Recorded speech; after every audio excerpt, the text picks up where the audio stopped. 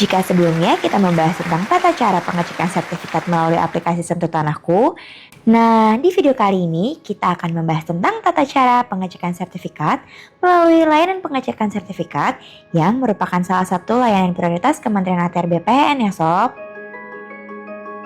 Apa sih pengecekan sertifikat itu? Layanan pengecekan sertifikat adalah layanan untuk pemeriksaan kesesuaian data fisik dan data yuridis sertifikat atas hak tanah dengan data elektronik pada pangkalan data Kementerian ATR BPN. Dan perlu sobat ketahui kalau pengecekan sertifikat ini merupakan salah satu kewajiban yang dilakukan oleh pejabat pembuat akta tanah atau PPAT sebelum melaksanakan pembuatan akta mengenai pemindahan atau pembebanan hak ya sob. Oh iya, berdasarkan Peraturan Menteri ATR BPN Nomor 19 Tahun 2020, Kementerian ATR BPN telah menerapkan layanan pengecekan sertifikat secara elektronik loh.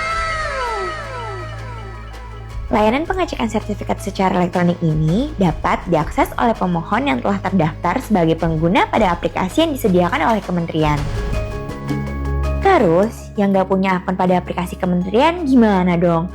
Tenang sob, bagi kamu yang belum terdaftar sebagai pengguna aplikasi, kamu bisa mengajukan layanan langsung melalui kantor pertanahan.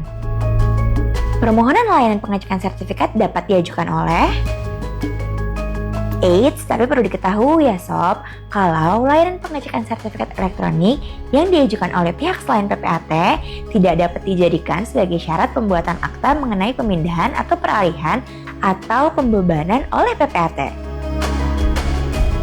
Proses pengecekan sertifikat secara elektronik melalui aplikasi mitra kementerian untuk pemohon PPAT adalah permohonan layanan diajukan oleh PPAT melalui aplikasi mitra kementerian.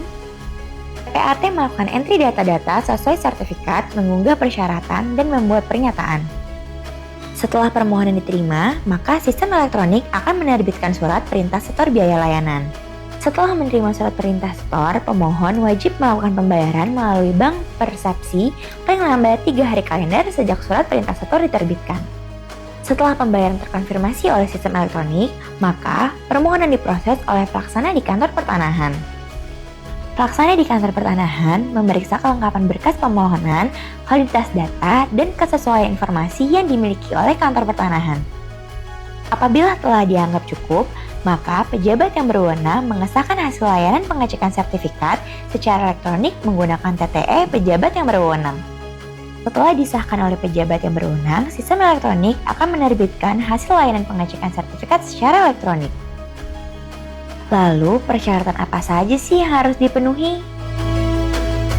Apabila pemohon bukan merupakan pengguna terdaftar, maka permohonan disampaikan secara langsung ke kantor pertanahan dengan proses yang sama. Hanya saja, pemohon menyerahkan dokumen persyaratannya kepada petugas di loket kantor pertanahan, untuk kemudian diproses melalui sistem layanan pengecekan sertifikat secara elektronik yang diakses oleh kantor pertanahan. Persyaratan yang harus dibawa pemohon antara lain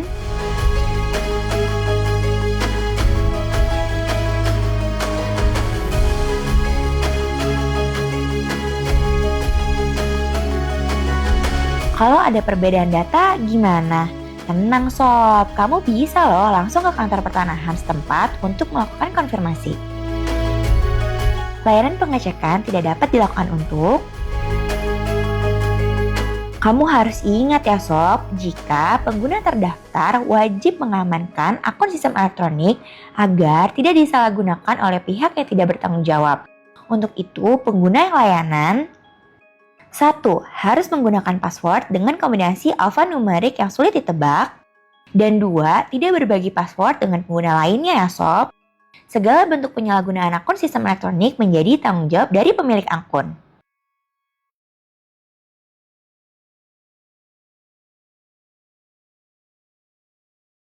Ih, apa sih nggak jelas banget?